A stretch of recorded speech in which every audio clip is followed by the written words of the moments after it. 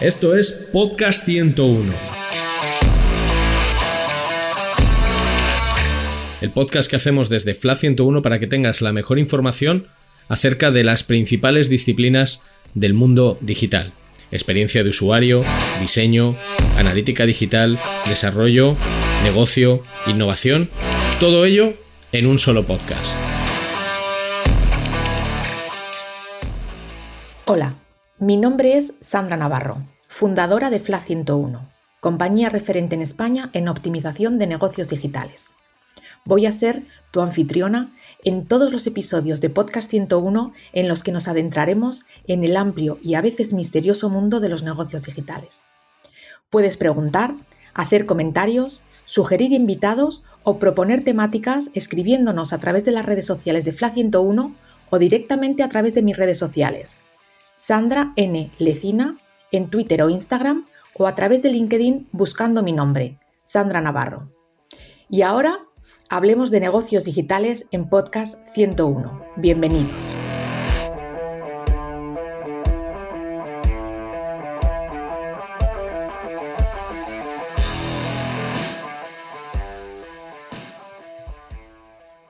Bienvenidos de nuevo a la sección de negocios digitales de Podcast 101. Hoy os voy a presentar a nuestra invitada, a la que conocí en un evento en la que ambas fuimos invitadas como emprendedoras. Todos los emprendedores nos contábamos de qué iban nuestros proyectos y cuando ella me contó de qué iba el suyo, pues esa semillita de ingeniera que todavía me queda dentro, pues vamos, floreció. Fue impresionante. Me contó el proyecto que están llevando a cabo y me enamoré de él. Este podcast para mí ha sido la excusa perfecta para invitarla y que las personas que nos escucháis conozcáis de primera mano el proyecto que están desarrollando y que veáis los avances en innovación y en digitalización que se están llevando a cabo en el sector marítimo. Un sector que, por lo menos desde mi punto de vista, me es totalmente ajeno, con lo cual estar hablando con Cristina, que es nuestra invitada, es estar en modo de aprendizaje continuo.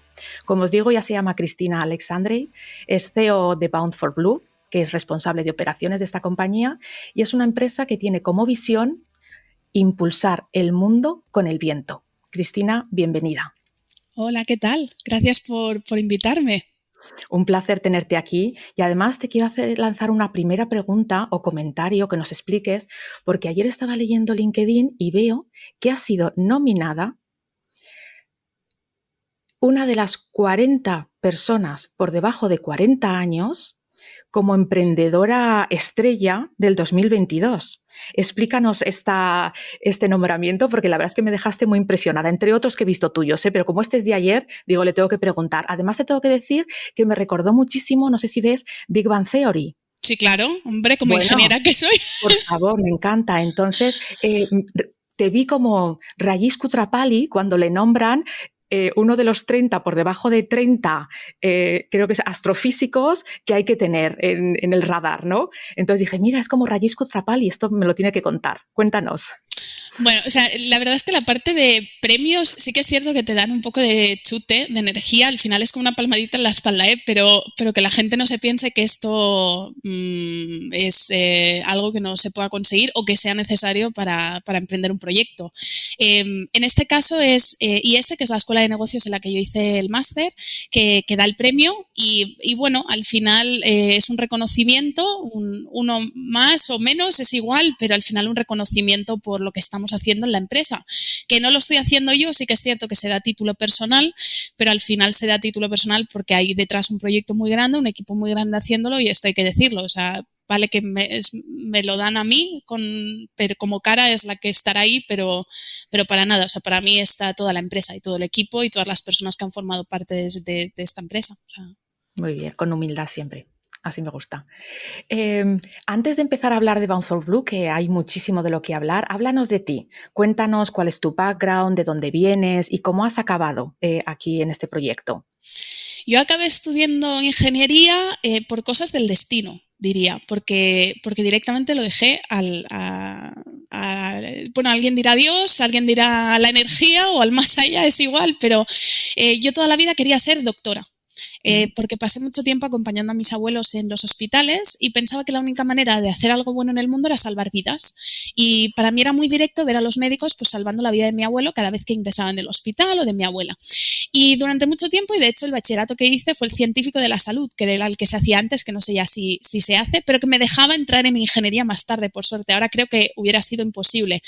Y bueno, sí que es cierto que yo como muy tozuda, que quería medicina, todas las notas eran para medicina, pero bueno, por suerte en el camino me encontré con una profesora, que era mi profesora de matemáticas, que era ingeniera de informática, y vio que en mí había pues algo que me brillaba los ojos cuando resolvía problemas de física y de matemáticas. Entonces me enseñó las posibilidades de la ingeniería, que era algo que yo nunca había pues considerado.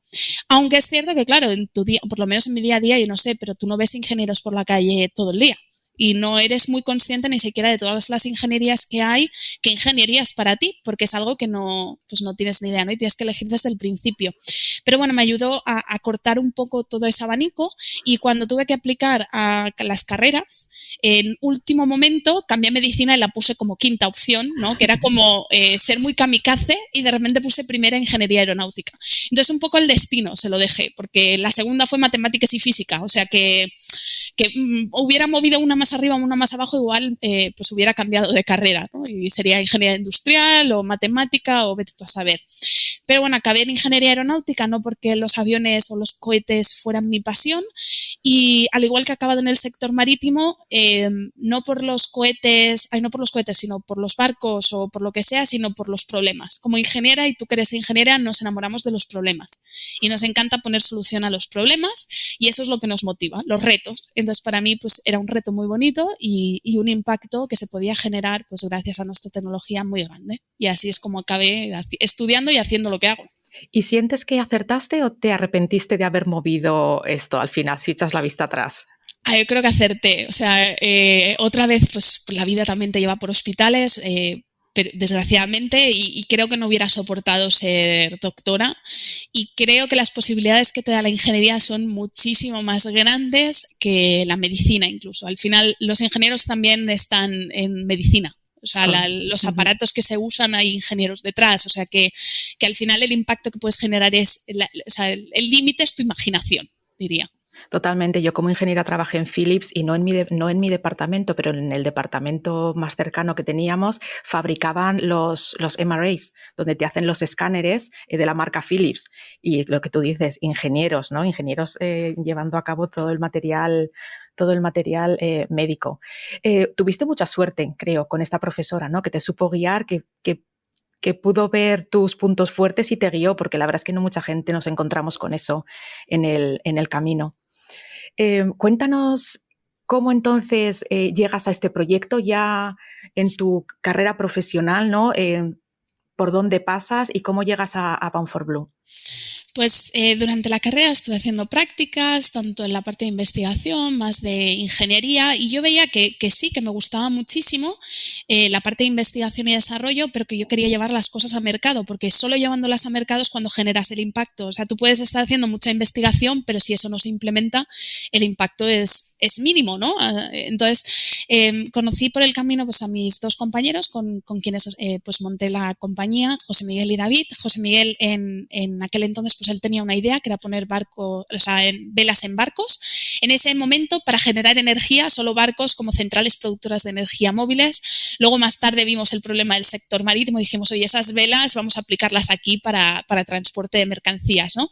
Pero era justo el momento en el que yo tenía que hacer el proyecto final de carrera y se abrían muchas posibilidades, y bueno, podía hacerlo de proyectos que hubieran quedado en un cajón, por ejemplo, el diseño de un nuevo aeropuerto, un aeropuerto que no se iba a construir nunca y que no iba a ayudar a nadie a moverse alrededor del mundo, o podía coger su idea y pues ver la viabilidad tanto técnica como económica, y eso es lo que hice. Vimos que era viable, vimos que se tenía que hacer y decidimos pues lanzar la compañía casi que de inmediato. Entonces, lo que hace Bound4Blue es instalar velas rígidas, que llamáis vosotros, en buques de carga, ¿no? Principalmente. Aquí la gente puede pensar en portacontenedores, Pero justamente en este segmento no instalamos nuestra tecnología porque, como os podéis imaginar, pues no hay espacio en cubierta y por tanto tendríamos que quitar carga para poner velas y lo que ahorras por un lado lo quitas por el otro, ¿no? De beneficio. Pero bueno, solo ocupa el 12%, solo representa el 12% de la flota mundial, así que en realidad el impacto de no instalarlo en este segmento tampoco es muy grande. Nuestra tecnología se puede instalar en el 80% de los barcos y son aquellos barcos pues, que llevan a granel, cosas a granel o el líquido como pues, tanqueros, quimiqueros, graneleros, barcos de carga general, que es carga mixta, carga rodada, que se llama, que llevan aviones, coches, trenes, autocares y, bueno, también pues gaseros, al final todo este tipo de barcos. Vale. Para Cristina, cuando habla de estas cosas, le parece todo que es súper obvio y está todo súper claro, ¿no? Y la primera vez que me contó acerca de las velas de estos barcos, al igual que supongo que muchos de nuestros oyentes se imaginaban las velas blancas, ¿no? Izar la vela, No. como en los barcos de piratas, ¿no? Entonces, quiero dejar claro que no estamos hablando de ese tipo de velas y que así, como en palabras de la calle o en palabras más mundanas, yo os cuento, si entráis en su página web lo vais a ver claramente, pero estas velas es como si cogéis un ala de avión que mide como 6 plantas de un edificio, la ponéis en vertical en el barco y en función de cómo la rotáis y cómo viene el viento, impulsa el barco en la dirección que tú quieres. O sea, estamos hablando de unas estructuras grandísimas, rígidas, que tienen una forma aerodinámica. Ahora yo he hecho la explicación mundana, pero ahora tú, Cristina, haz la correcta, ¿no? Corrige y puntualiza mi explicación. Justamente, no estamos usando las velas que usó Cristóbal Colón ni las que serían más parecidas a las de Jack Sparrow, ¿no? Si nos vamos a la parte más de cine y películas, sino que son unas velas rígidas. Están hechas de metal, son metálicas, con un tratamiento, por supuesto, de pintura para protegerlas de la corrosión y son completamente autónomas, no necesitan tripulación. Entonces, pues es el segundo coste más grande de los armadores, así que quitamos esa parte, es una de las ventajas de este tipo de tecnología y también se pueden abatir, que significaría plegar. Y bueno, un poco cómo funcionan, sería como la ala de un avión, casi, lo que generan de 6 a 7 veces más empuje que una ala de un avión. Y eso es porque usamos un concepto que se inventó en los 80 por Jacques Cousteau junto con Malabar y Bertrand Charrier, que de hecho Bertrand Charrier forma parte del equipo, y que es, usamos la succión, que es, con un ventilador arriba sería como tener un Dyson o una Rumba succionando el aire desde fuera hacia adentro. Y con eso pues somos capaces de usar perfiles muchísimo más eficientes y por tanto pues generamos esos empujes de 6-7 veces más que lo que te daría un ala de un avión. Entonces eso al final es un beneficio muy bueno también para el sector. Al final sistemas más compactos, pues menos impacto en estabilidad, en visibilidad, menos coste porque es menos material, también menos mantenimiento porque tienes menos mecanismos, menos material y bueno, al final ofrecemos un sistema pues para reducir el impacto medioambiental de los barcos, que es muchísimo. Tan solo los 16 barcos más grandes del mundo contaminan lo mismo en términos de azufre que toda la flota mundial de coches y luego también el impacto económico. Al final todo lo que usas el viento para propulsar el barco no lo usas quemando combustible y por tanto pues reduces tu consumo. Muy bien, ahí nos has hablado de los dos principales retos o problemas, ¿no?, que tiene el sector marítimo a día de hoy, ¿no?, que es el tema de la contaminación y el consumo asociado también con el precio de los carburantes, ¿no? ¿Algún problema más o reto o problema que se esté enfrentando el sector?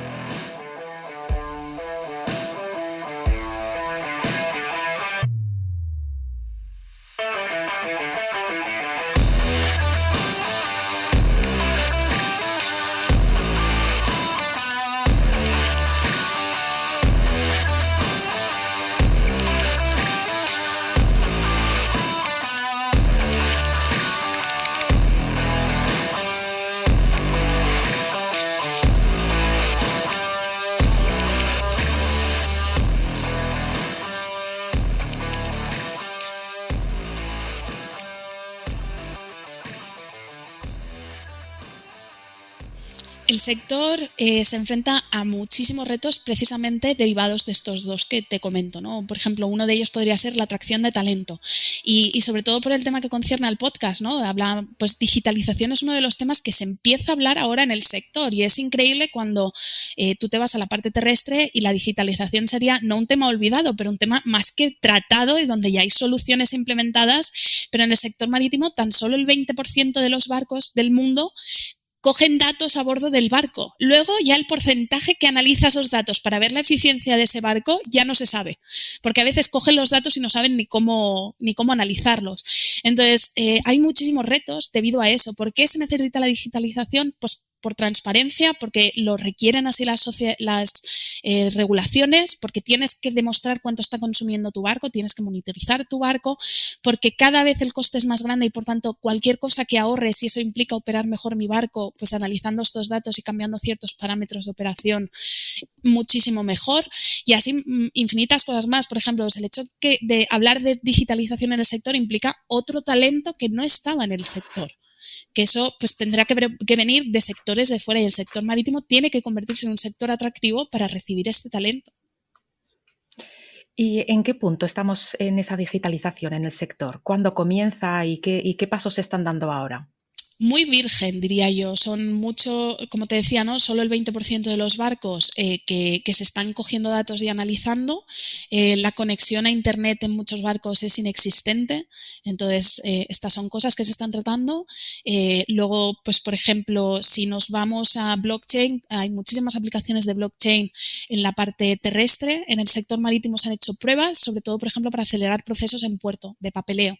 Y es muy útil, ¿no? Entonces, se están haciendo demos de tecnología que aquí en el sector pues, industrial o en otros sectores, me da igual, ¿no? Pero aquí lo que nosotros vemos y tocamos en nuestro día a día ya es un estándar, en el sector marítimo no lo es y son más demostradores. Entonces, hay muchísimo potencial, yo diría. Más que ver lo negativo, yo diría que ahí si te quieres fijar en un sector que va a copiar, entre comillas, el sector marítimo sería, por ejemplo, el sector de la automoción. Entonces, cualquier cosa que esté relacionada con la digitalización en el sector de la automoción, lo más seguro el sector marítimo vaya detrás. Lo que tardaremos mucho tiempo en verlo, pero pasará. Estamos empezando a ver coches autónomos en carreteras, pues barcos autónomos también estarán, lo que tardaremos tiempo en verlo, ¿no? Porque claro, si se necesita 5G para que sean autónomos, bueno, sin tripulación y claro, en el sector marítimo no tenemos internet, ¿no? ¿Cómo lo vamos a hacer para que se comuniquen entre ellos, barco a barco? Cosas tan ridículas, por ejemplo, como, oye, en el sector aeronáutico, yo soy aeronáutica y lo habréis visto cuando os montáis en el avión, a veces tú tienes el slot de salida, ¿no? Que es la hora a la cual tiene que salir, que es la que te sale en tu billete. Si han tardado más en embarcar a la gente, normalmente pierdes esa hora de salida.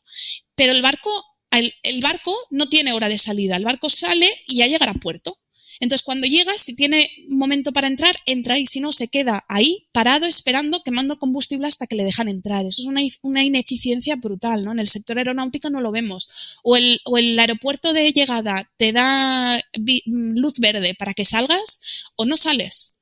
Entonces, no estás quemando, no estás volando en el aire quemando combustible y contaminando y no. Pues en el sector marítimo sí que ocurre. Entonces ahora se están empezando a implementar metodologías para que puertos estén coordinados con barcos, pero todavía queda muchísimo trabajo por hacer. ¿Es más complicado entonces estimar la hora de llegada de un barco que la de un avión, entiendo, y por eso no se ha dado esta evolución, porque sí que choca, ¿no? Un poco que con el avión, si el aeropuerto de llegada no te da el ok, no puedes salir del aeropuerto de salida, ¿no? Como que hasta que no tienes tu plaza donde vas a llegar, no puedes salir.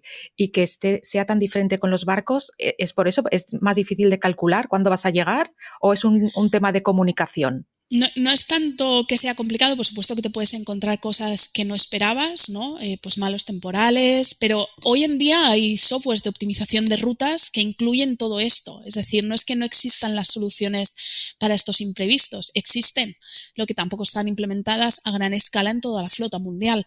Es más una parte monetaria, porque también ellos sí que tienen una hora que tendrían que entrar y si llegan antes se tienen que esperar o porque han llegado otros barcos y les han dado entrada antes y se tienen que esperar, el puerto tiene que pagar o tenía que pagar unos pluses. Entonces para ellos era una línea de ingresos, es decir, el medio ambiente nunca ha estado en sus planes. No de forma muy grande. Ahora mismo sí que se empieza a ver un cambio, sobre todo a nivel generacional, que hace que la sostenibilidad sí que esté en el centro de las compañías pues, del sector.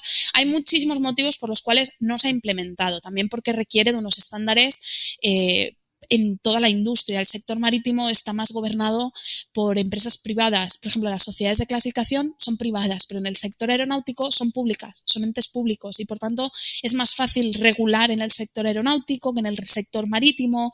Tienes que poner de acuerdo en protocolos diferentes puertos alrededor del mundo, diferentes astilleros con diferentes flotas. Hay una parte de complicación añadida por el tipo de sector. Nunca va a ser igual un sector a otro, hay que entender cómo funcionan, pero no significa que con tecnología no se pueda hacer. Solo hace falta tener las ganas y acelerarlo, y la tecnología y el talento, sobre todo. Uh-huh. ¿Y cuáles son? Porque entiendo que también este sector, que es bastante tradicional, tendrá cierta resistencia al cambio, ¿no? Es decir, que implementar toda esta digitalización tampoco será fácil, más allá de lo que has comentado de que se necesita talento nuevo, que a lo mejor no hay, ¿no? ¿Esta resistencia al cambio la notáis también vosotros al intentar introducir vuestro producto en compañías marítimas? Yo creo que aquí a mí me encanta hablar mucho de lo que es el riesgo real y el riesgo percibido. El sector marítimo, cuando nosotros empezamos en 2014 o 2015, su riesgo percibido era enorme. ¿Qué pasa? Que con las nuevas regulaciones y el incremento de coste de combustible que está habiendo, su riesgo percibido tiene que bajar necesariamente, porque si no, el riesgo de no hacer nada es todavía mayor. El riesgo de no hacer nada es parar su flota entera. Es irse pues, a cerrar compañía y desmantelar los barcos. Entonces, conforme hemos tenido más instalaciones, por supuesto que el riesgo percibido también pues eso ha ayudado a bajarlo, pero es sobre todo lo que les está pasando, el problema que tienen, que hace que estén abiertos a muchísimas tecnologías nuevas. También es cierto que la parte digital, nuestro sistema tiene una parte de hardware, por supuesto que ves, la parte rígida, la vela, lo que genera el empuje, y una parte de control, porque esto es autónomo, como decía, entonces una parte más digital. Pero bueno, ellos sí que es cierto que si les ofreces una solución que no es hardware y es puramente digital, como por ejemplo un software de optimización de rutas, el riesgo que ellos ven es mínimo, porque en el momento en que ven que ese software no está funcionando, no le hacen caso y siguen por otro lado. Entonces, y el coste de cambio es bajo, entonces digamos que el riesgo percibido para soluciones más digitales es muchísimo menor, puramente digitales. Quizás si introduces hardware como nosotros, ahí es donde empiezan pues más la parte operativa y qué haré cuando cargue y descargue, y esto no se romperá, y qué mantenimiento tiene, y cuáles son tus proveedores, quién fabrica, qué garantía me das, ¿no? Que en un software no se lo piensan tanto. Uh-huh. Bueno, y ahí vosotros, aparte del hardware y de implementar el software, ahí vosotros sí que dais un servicio de mantenimiento, de ajuste, de análisis de todos esos datos, ¿no? que va registrando vuestro sistema. Cuéntanos ese tipo, ¿no? Ese tipo de ayuda o de implementación de software que hacéis. Claro, al final el sistema, lo que es la parte mecánica estructural, no la puedes cambiar mucho. Puedes cambiar, por ejemplo, las rejillas y haces una mejora aerodinámica, pero no es algo que sea moldeable.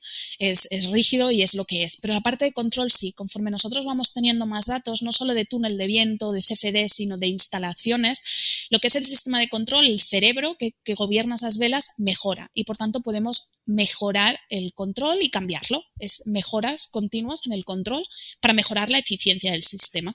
Y esto es algo que ofrecemos a los armadores. Al igual que, por ejemplo, el hecho de instalar la vela, no solo instalamos vela, a veces nos decían, es que estáis instalando solo una vela. No, es que también estamos digitalizando el barco, porque estamos poniendo sensores alrededor de todo el barco, no solo en la vela, para ver cómo está operando ese barco, porque yo tengo que ser capaz de decirle al armador cuánto está ahorrando mi sistema, porque para ellos también implementarlo en el resto de su flota, como también financiadores que financien el sistema, ya sean bancos o otro tipo de entidades, quieren ver qué ahorro da esta tecnología. Y en el sector marítimo, pues hay una interacción muy grande. No es como el sector aeronáutico, que son fórmulas matemáticas y puedes saberlo muy bien. No, cada barco, por mucho que se produzcan en serie, va a operar diferente. Va a llevar el mismo motor, va a ir a la misma velocidad, en la misma zona, y va a tener consumos diferentes. Cosa curiosa, ¿no? Que tú dices, bueno, en los coches esto no pasa tanto, el cambio es muy pequeñito, pues ahí sí. Entonces nosotros tenemos esa parte de análisis de datos que a la vez que estoy viendo que mi sistema está ahorrando un 20%, por ejemplo, también igual estoy viendo que el motor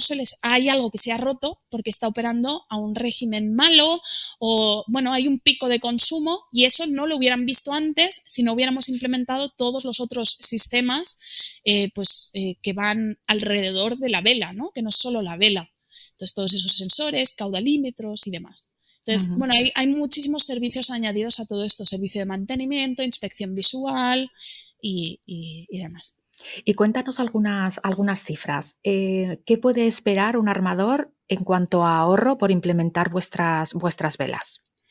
En el peor de los casos sería un 0%, ¿no? Porque si no hay viento, pues no hay ahorro, ¿no? Tu combustible o tu fuente de energía es el viento, ¿no? Pero bueno, afortunadamente la mayor parte de las rutas usadas, pues Atlántico Norte, Pacífico Norte, son muy buenas, tanto en intensidad como en dirección. Y en esos casos, incluso en el mejor de los casos que hemos visto hasta ahora, estamos hablando de un 40%. De media un 20-25%. Depende mucho de los vientos, de la velocidad a la que vayas. A mayor velocidad del barco, mayor será el consumo del motor y, por tanto, pues mayor será lo que reduzcamos, ¿no? de emisiones y de consumo. Entonces, claro, depende mucho. Pero bueno, podemos estar hablando de eso, un 20-25% de media.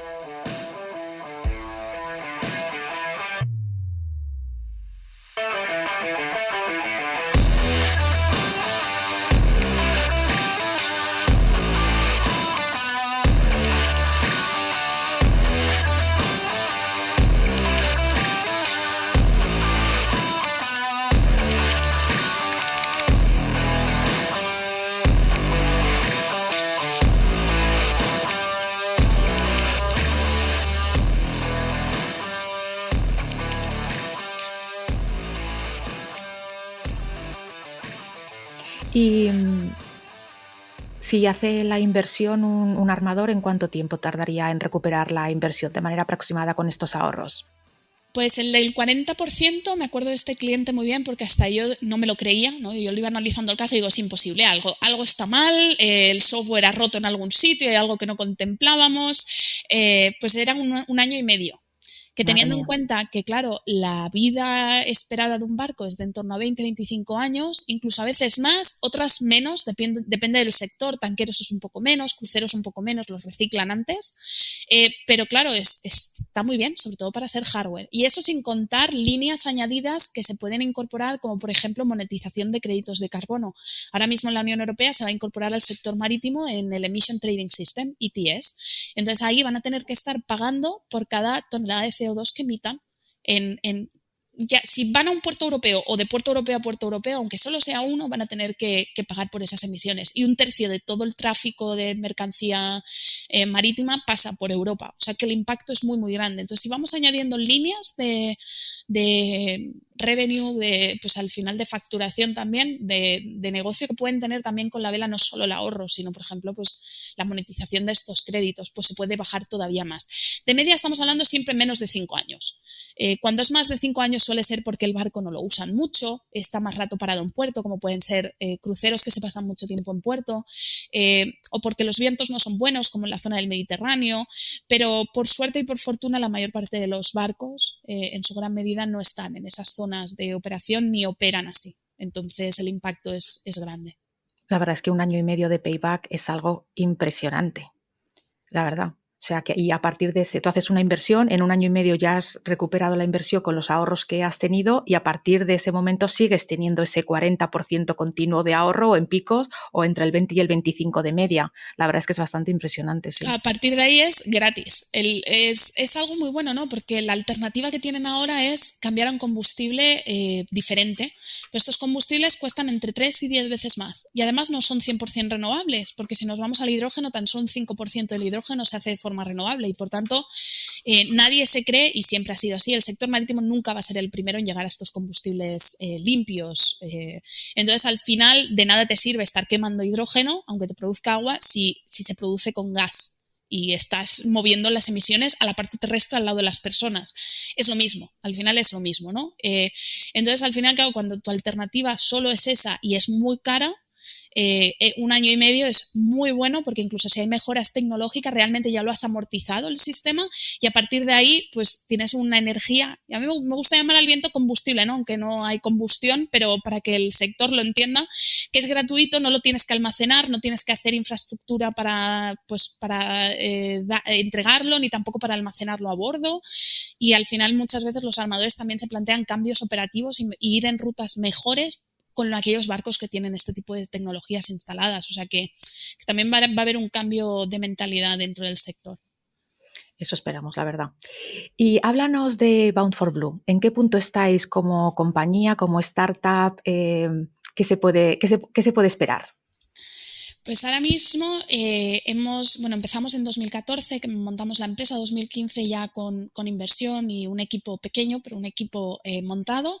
Empezamos a hacer toda parte de desarrollo e innovación, pues hablar mucho con mercado para entender muy bien qué es lo que necesitaban y qué problema tenían y qué sistema teníamos que desarrollar.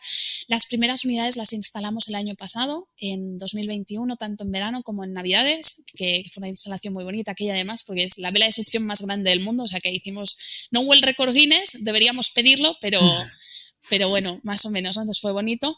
Y ahora mismo pues, tenemos varias instalaciones en marcha, barcos de mayor tamaño donde instalaremos más unidades y de mayor altura. Entonces estamos escalando la tecnología, ofrecemos 3 modelos. Modelo 1 está ya comercialmente accesible para el mercado, para los barcos de pequeño tamaño, hasta 100, 120 metros de longitud. Luego modelo 2 estará pues, a principios de año, modelo 3 a mediados finales del año que viene, y así en 2024 estaríamos pues con todos los modelos accesibles para todo el mercado. Y aquí a veces nos dicen, es que decídete segmentos, ¿no? Pero que en el sector marítimo no funciona así. Tú un armador igual lo tienes en Noruega, pero su flota está operando en Asia. No te puedes focalizar solo en tanqueros, por ejemplo, porque también tiene graneleros y a un cliente no le vas a decir, no, mira, en tu casa de campo sí que te instalo los paneles solares, por ejemplo, pero en tu casa de ciudad no, porque no tengo cobertura ahí. Es decir, bueno, pues acuéstate, ¿no? Pues un poco igual con esa mentalidad en el sector marítimo tienes que ser global, tienes que dar cobertura a todo el segmento, porque tendrán barcos de diferente tamaño, diferente tipo. Entonces estaremos 100% comerciales en todos los modelos. Pero bueno, ahora mismo estamos semi-comercial, por así decirlo, comercial en algunas tecnologías, escalando en otras y instalando la tecnología en otros segmentos y creciendo mucho porque la demanda va a ser muy grande y tenemos que estar preparados. Entonces, para mí, nuestro objetivo, o sea, mi objetivo sería que las velas sean un estándar en los barcos. Al igual que llevan un motor, pues que lleven también velas. Es impensable que tengamos un recurso que está ahí y nos esté usando por el beneficio de todos, tanto a nivel económico, porque al final que cueste más transportar las mercancías significa que nosotros lo pagamos más, y con la inflación que tenemos, pues todavía peor. Correcto. Y luego la parte de emisiones. Todo el mundo quiere sus productos pues que tengan un impacto medioambiental mínimo. Y qué mejor si puedes tener las dos cosas a la vez, ¿no? Un producto que sea más barato a la vez que mejor para el medio ambiente. Entonces, este es nuestro objetivo, crecer rápido y generar mucho impacto. Y la verdad es que al resto nos encantaría que lo consiguierais por lo que dices, porque va en beneficio de todos que el transporte de mercancías sea más barato y más limpio. Una curiosidad, esta vela más grande del mundo por la que podríais conseguir el premio Guinness, ¿cómo de alta es? ¿Cuántos metros mide? 17, pero casi que ni lo pidamos porque se va a quedar obsoleta, porque ahora vamos a instalar 3 unidades de 22 en otro barco y luego el siguiente barco que va después, casi unos meses después, son 4 unidades de 26 y la vela más grande tendrá 36 metros. Todavía no tenemos el proyecto cerrado para la de 36, pero esa sería la más grande que ofreceríamos. Entonces, ¿Cuántos pisos son eso de un edificio? No lo sé. Muchísimo. El otro día pensaba, digo, y tendría que hacer algo de infografía, algún edificio así famoso y al lado la vela para que le pongan perspectiva. Estaría muy bien, porque a mí me dices 12 metros y digo, ya. Sí, muy alto, pero estaría muy bien lo de la comparativa con los edificios, sí. Cuando tengas la infografía me la pasas, que me gustará. Muy bien, oye, pues muchísimas gracias. La verdad es que yo os deseo muchísima suerte. Sé que la vais a tener porque sois unos profesionales como la copa de un pino y unos ingenieros impresionantes. Y reitero lo que he dicho antes, espero que consigáis un crecimiento exponencial porque va en el beneficio de todos los que os escuchamos, que sea un transporte más limpio y más barato para que, como dices, pues las mercancías que compramos tengan el precio justo que tienen que tener, ¿no? Me gustaría finalizar el podcast con una pregunta que hago siempre a mis invitados y es simplemente intentar dar visibilidad a esos temas que como sociedad o como profesionales consideramos que son temas en los que todavía deberíamos seguir trabajando, ¿no? Antes, al principio, has hablado que somos ingenieras las dos y que nos gusta solucionar problemas. Y te doy toda la razón. Yo estoy obsesionada con solucionar problemas. Veo un problema y aunque no sea mío, ya estoy pensando en cómo se podría solucionar. Pero yo siempre digo que solo puedo solucionar los problemas que conozco y que, por lo tanto, han salido a la luz, se han visibilizado, ¿no? Entonces, me gustaría preguntarte, que siempre he vivido en primera persona, ¿hay alguna situación que hayas experimentado de discriminación a la que te gustaría dar visibilidad para hacer un llamamiento para que como profesionales o como sociedad no lo demos por hecho y sigamos trabajando en el tema que tú nos vas a comentar? Yo creo que discriminación en cuanto a diversidad. Diversidad entendida de todas sus formas, no tanto por ser mujer, sino también, por ejemplo, por ser española. Entonces pondré 2 casos. Por ser española en Europa, pues me dijeron, ostras, qué increíble, sobre todo que lo estéis haciendo desde España, un grupo de españoles, ¿no? No me imaginaba yo, y era como, perdón, o sea, ni que vivamos, no lo sé, o sea, era, hola España, ingenieros muy capaces, una industria marítima, bueno, quizá no es la más potente del mundo, ¿no? Porque igual se ha ido a Asia, tampoco la tiene Europa, pero ostras, ¿no? Me sorprendió mucho. Pero también como mujer, pues el otro día, por ejemplo, me invitaron a un podcast similar a este, pero no igual, por supuesto, este es mucho mejor. Y las preguntas, bueno, en ese caso me querían pasar unas preguntas antes que quería pues validar para hacer el podcast. La mitad de ellas concernía a mi empresa y a la parte pues de digitalización, también muy similar el podcast, diferente, pero y la mitad eran solo sobre mi papel como mujer en un sector que es donde menos presencia femenina hay junto con el sector financiero. Entonces, claro, me sorprendió mucho porque fui hacia atrás y vi que una empresa de mismo tamaño que nosotros, en el mismo segmento que nosotros, pues había podido hablar durante todo el podcast de su tecnología y de su compañía y de cómo aportaba valor en el sector, pero no se le había hecho ninguna pregunta, como al igual que tú haces a todo el mundo, sobre qué problemas te encuentras pues como profesional en tu día a día, cómo estás haciendo pues para hacer tu empresa más diversa, solo a mí, ¿no? Entonces le dije a la que hacía el podcast que lo sentía mucho, pero que no podía aceptar estar en el podcast porque no me parecía justo, ¿no? Que si al final la gente que escuchaba su podcast consideraba que esa parte era importante y le daba valor, tenía que hacerlo con todo el mundo.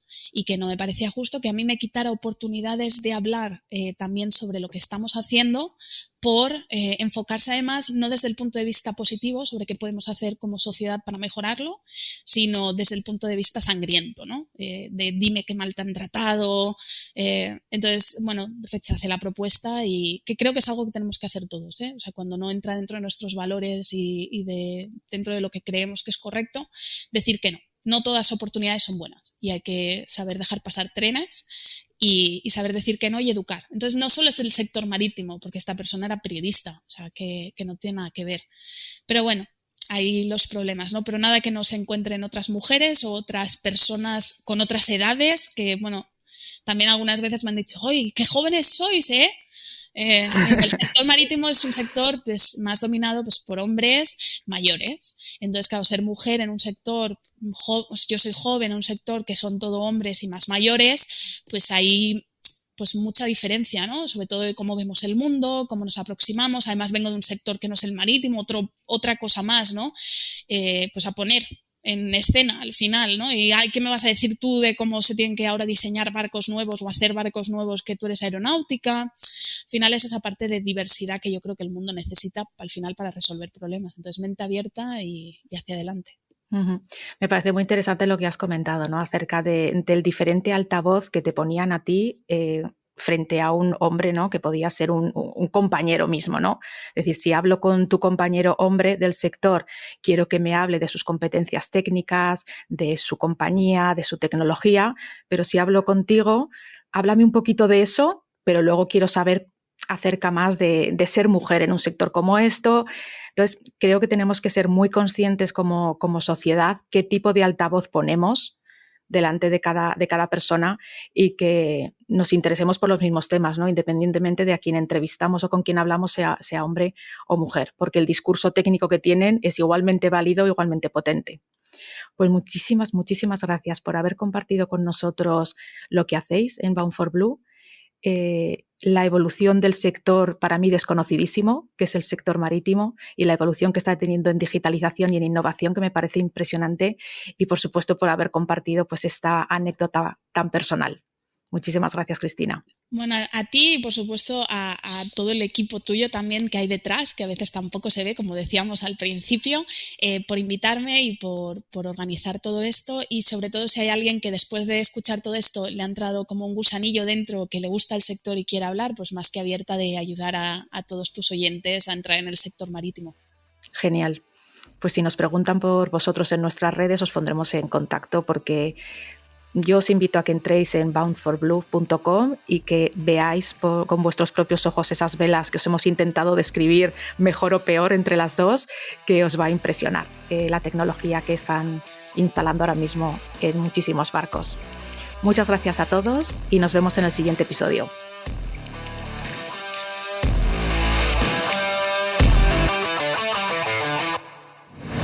Esto es Podcast 101.